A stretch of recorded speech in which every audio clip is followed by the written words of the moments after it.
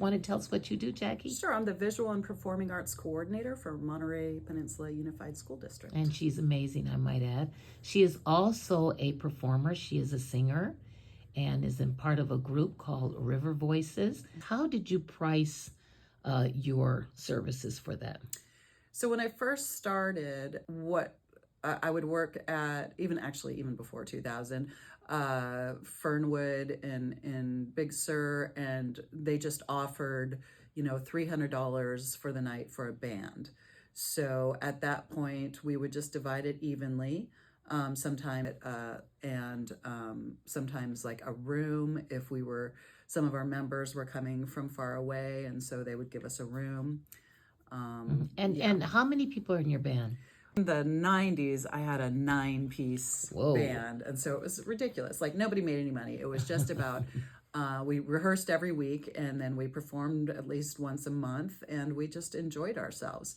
But in the music world, there's a few types of performances and payment schedules.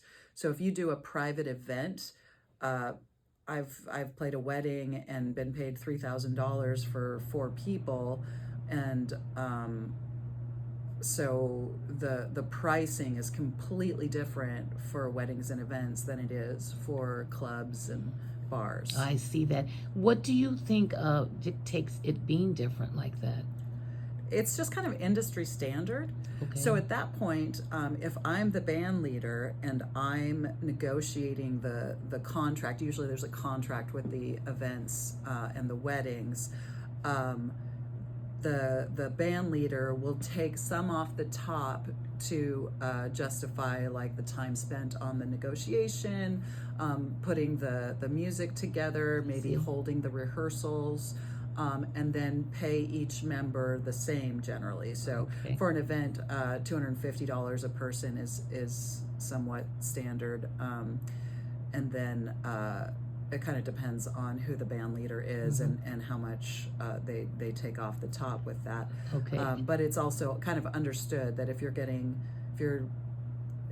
say a guitar player and you're agreeing to the gig for this amount of money, you don't necessarily ask the leader what'd you get for the whole gig. Right, So there's a little bit of Now, do you have to pay for your overhead? Your Oh, sure. Well, there's all your instruments. There's your own rehearsal time, and that's something as a band leader that's tricky. I sometimes have to pay people to rehearse as well.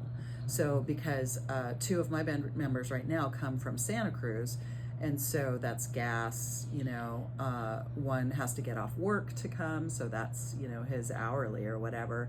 So I generally pay them, and it's kind of standard to pay like $50 for somebody to come and rehearse for 3 hours. So this is not your sole income, correct? It is not. Okay. But it was for about 4 years. What is the benefit of being in a group performing, or do you prefer just to perform by yourself? Right now I'm doing some recording, and I'll bring in a keyboard player for just a part of a song, and I'll have a percussionist for just a part of the song. And how do you pay them? Do you pay them by the hour? For recording, again, the industry standard is like $100 for a song.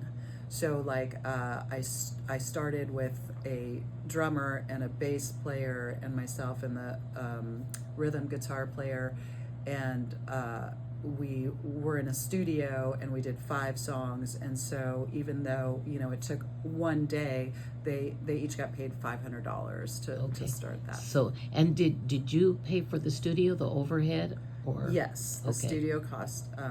So if you're choosing to be a band leader and you have a vision for your music, then you might have some costs like that. On the other side, if you sell your music or if you create some merchandise like T-shirts or something, that comes to you. Okay. And do you advocate product as an add-on to your performances? Definitely. Thank you so much for all you do. I know, absolutely. Take good care and have a good day. All right. Thank you.